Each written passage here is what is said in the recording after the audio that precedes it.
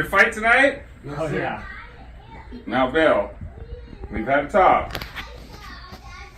The team wears clean cut, no long hair, no facial hair. We're supposed to look like Team Bill. We've talked about this. I know. I just feel like I should be able to express myself how I want. You're right, Bill.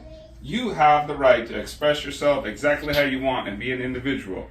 But I have the right to decide who plays on this team. And Bill, I know you're a superstar and a scholarship athlete and probably the best player that's ever come by UCLA. But we're sure going to miss you around here, Bill. Think you can shave that hair and clean that hair up? Yes, Coach. Okay. All right, bring it on in, boys. Let's go. We're going to pray before the game. Dear Heavenly Father, help these boys to remember what success really is, to fight hard and to not worry about the scoreboard. Amen. All right, get out there and play. Win us a championship.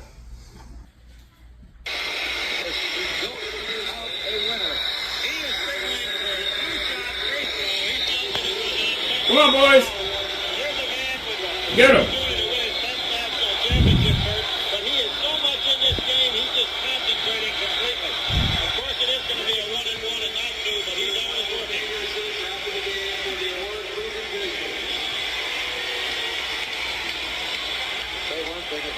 This may be his greatest coaching job this year. No question about it. I want to say something to the young people of America. John Wooden didn't become a national winner until he was 53 years old. He didn't win in his first 16 years at UCLA, a national title. He won in his late 50s and 60s. UCLA has won the national title. They're ahead 92-85. Up on the rebound. Marcus Johnson.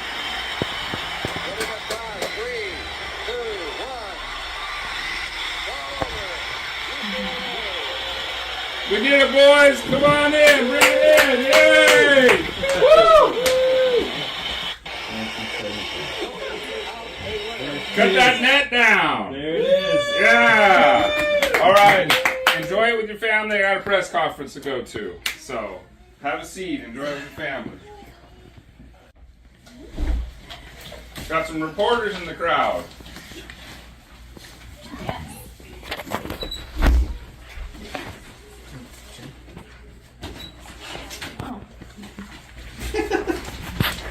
Polite reporters, they raise their hand. Aren't you supposed to raise your hand? I'm supposed to shout until the call sign.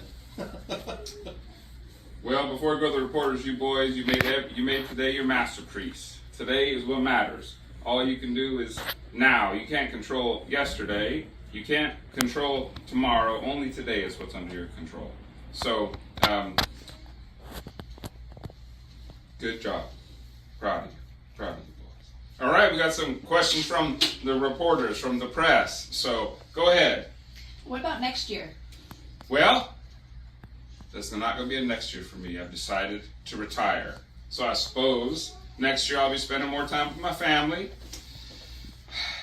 I always say never let making a living get in the way of making a life. Mm-hmm. I'll be keeping up my daily routine of devoting time and prayer, study of the Word and prayer to God and giving thanks, and I'll hopefully have more time for that and to be with my family. Oh, yes, go ahead.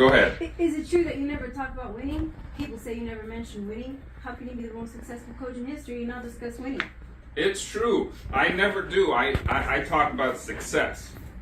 Winning is only who scores more. You can be successful and succeed even if you score less points than the other team. I never look at the scoreboard. I tell my players never look at the scoreboard. You can win when you're outscored, and you can lose when you outscored them. Be good winners and good losers. When I was in high school, I missed a free throw to win the high school championship, and everyone else went into the locker room and cried, but not me. I did my best. I gave it 100%. That day, I was successful, even though my team lost on the scoreboard.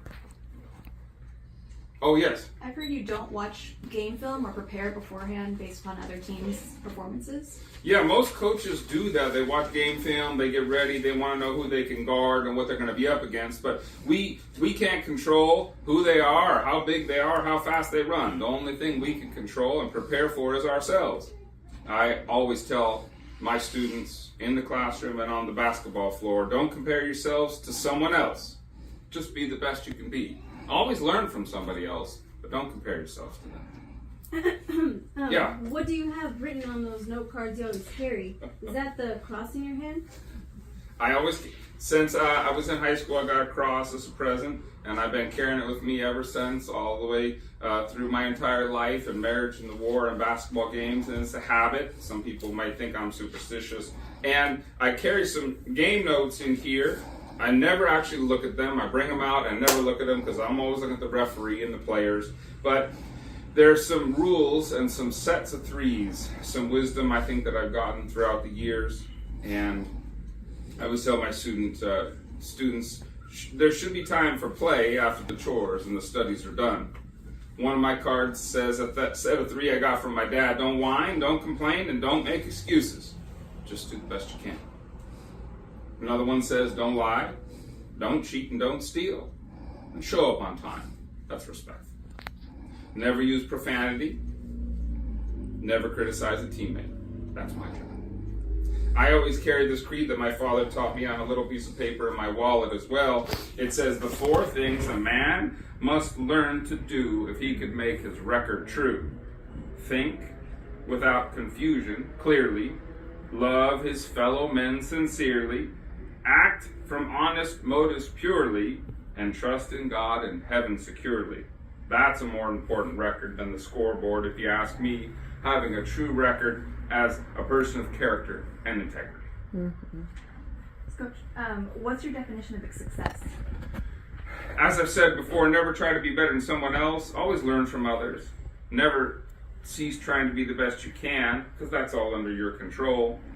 I define success after many, many years of being in the business of teaching and coaching. I define success finally, in my own words, as, quote, the peace of mind which is a direct result of self-satisfaction in knowing you did your best to become the best that you're capable of being. This led me to create what's known as the Pyramid of Success. It become very famous. It represents my teaching and my life philosophy. I know they call me coach, but I really think of myself first as a teacher. But Coach, yes. Who was the best player you ever coached? 2 players you probably never heard of, Doug McIntosh and Conrad Burke. Not NBA superstars, never made any money playing the game. And as freshmen, oh gracious, I thought if they ever make varsity, it will be miserable, and our team must be horrible. They were not the most skilled, but over the 4 years they played for me, they realized their full potential. They tried their best. They were coachable. They improved, and they showed maximum effort. So I consider them to be the best players I ever coached because of where they started and where they ended up. Coach, yes? your record over 27 seasons at as UCLA's head coach is amazing, including 10 national championships. That's just phenomenal.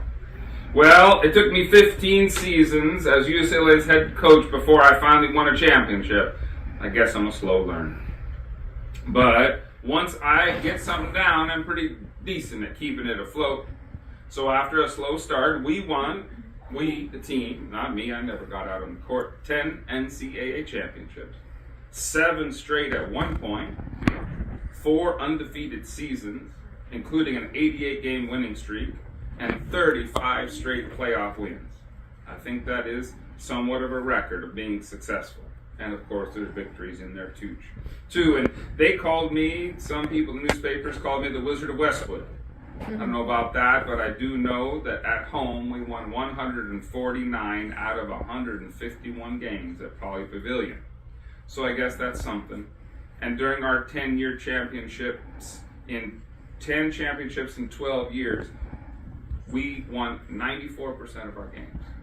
In 12 years, we only lost 20 games. What about Bill Walton? I heard he was quite a spirited young man. As you may have seen earlier on TV or heard about, Mr. Walton and I butted heads a few times. He came to play for us at a time of social turmoil in the country, but we ended up being friends, and he wrote the foreword to one of my books.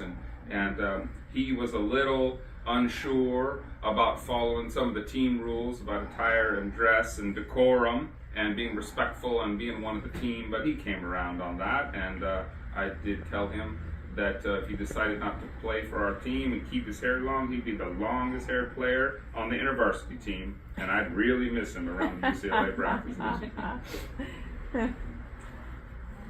Now, come on up. A question for you when you get up there.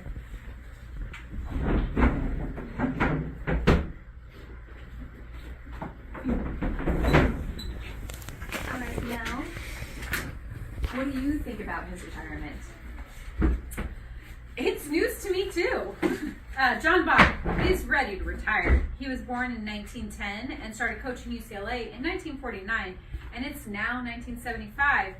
And we've been married since 1932. We're ready to spend more time with our two kids. Coach, you also won a championship as a player at Purdue?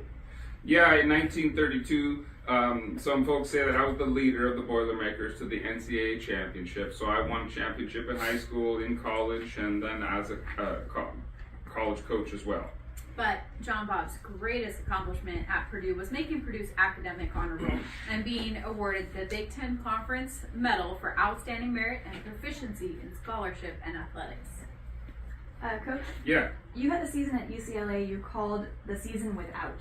Tell us about that. We lost Lou Alcindor. Now, if you know, he was known as Kareem Abdul-Jabbar in the NBA. He was an NBA legend, champion, scoring leader, and Hall of Famer. After that year, we had nobody over 6'5" on our team, and that's pretty small for a college team. But I called it the season without, meaning the season without Lou. We won championship that year anyway. Coach Wooden, did Yeah. you serve in World War II? Yes, I was a Navy. In the Navy, I served as a full lieutenant, and I was a fitness officer in the Pacific. In World War II, John Bob was aboard an aircraft carrier in the Pacific arena, but had to leave for an emergency appendectomy. Unfortunately, his replacement was killed, along with 800 men from a Japanese kamikaze plane, and they flew the plane into the carrier. Although I am sad for the families of those men, I pray for them, and I'm thankful for that bum appendectomy. Coach? Yes. So you're well known for your discipline and conditioning of players. Can you tell us about that?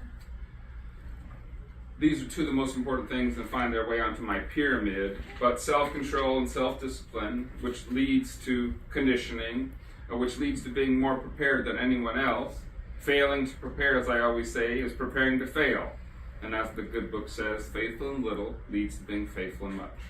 We cannot control the other team or other people, but we can control how well we prepare and work towards overcoming challenges.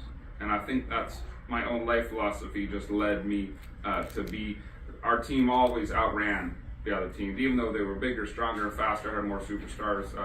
Sometimes by the middle of the second half, they had no gas left and we were still running and gunning. Some people claim you have double standards and treat some players differently. Of course I do, but I don't have double standards, I have 12. Each player is unique. To treat them the same would be to deny who they are as individual people.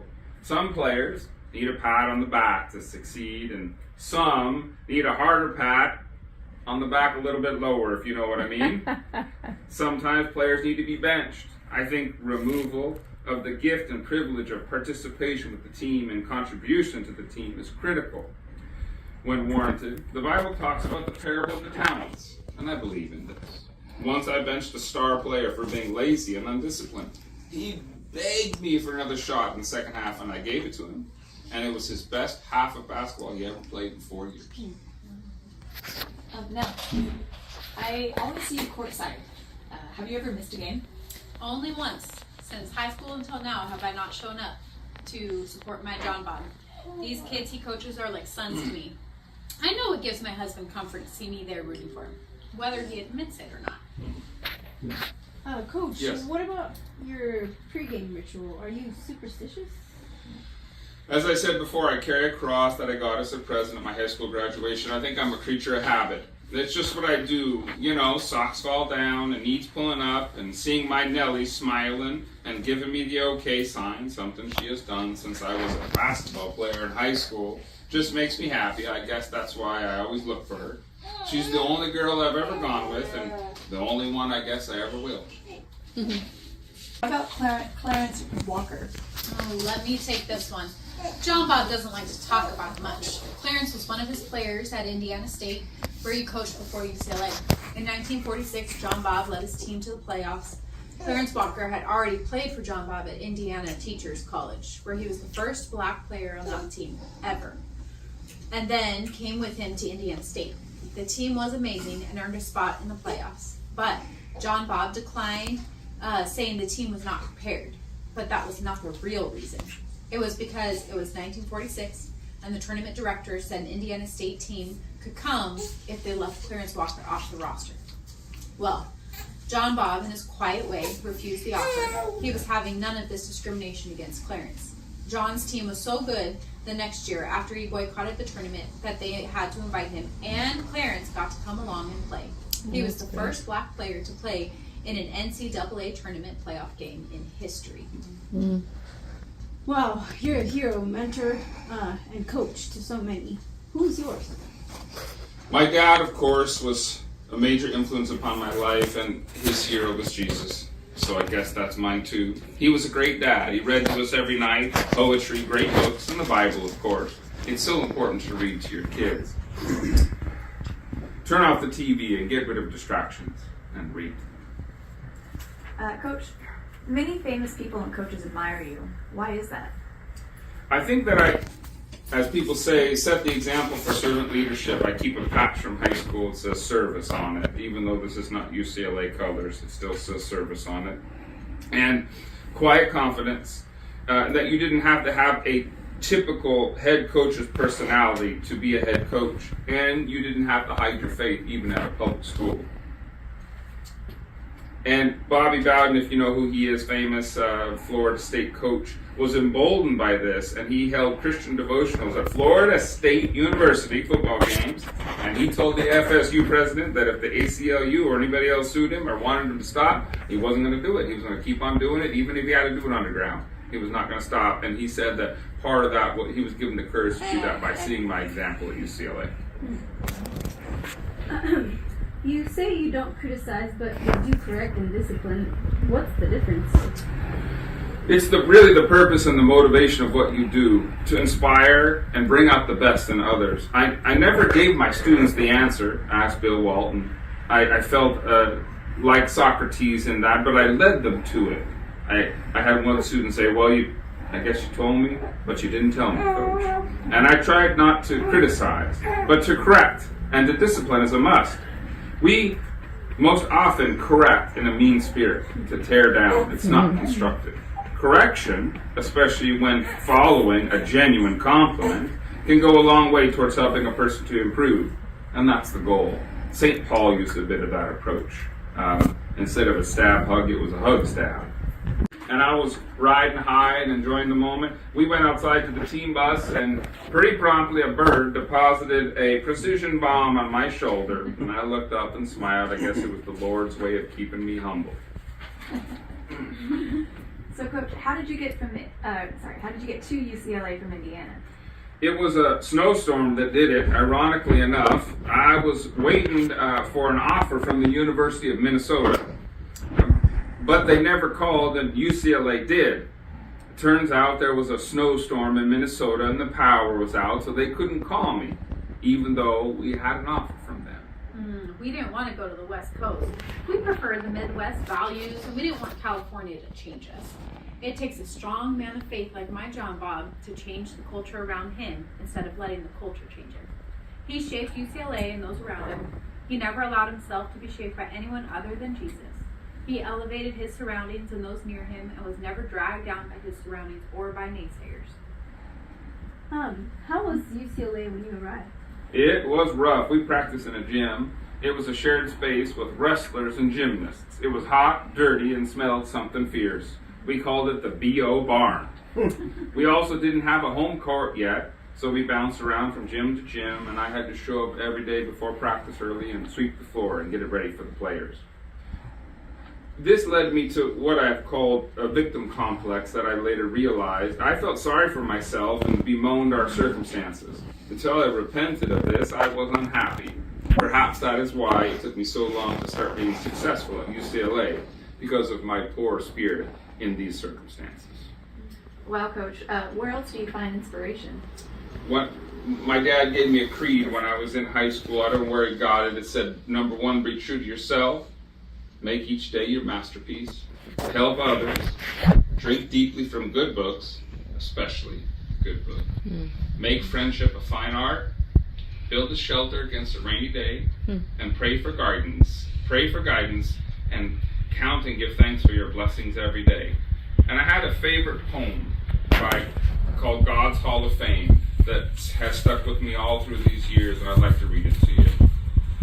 Your name may not appear down here in this world's Hall of Fame. In fact, you may be so unknown that no one knows your name. The Oscars and the praise of men may never come your way, but don't forget God has rewards that He'll hand out someday. This Hall of Fame is only good as long as time shall be, but keep in mind God's Hall of Fame is for eternity. To have your name inscribed up there is greater, more by far, than all the fame and all the praise of every man-made star. This crowd on earth, they soon forget. When you're not up at the top, they'll cheer like mad until you fall, and then their praise will stop.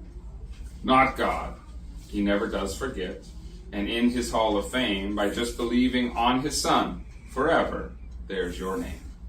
I tell you, friend, I wouldn't trade my name, however small, that's written there beyond the stars in that celestial hall, for all the famous names on earth or glory that they share. I'd rather be an unknown here and have my name up there. I think that's all for now. It's been a long night and we should get home. Thanks, y'all. Good night and God bless, and don't forget to count your blessings.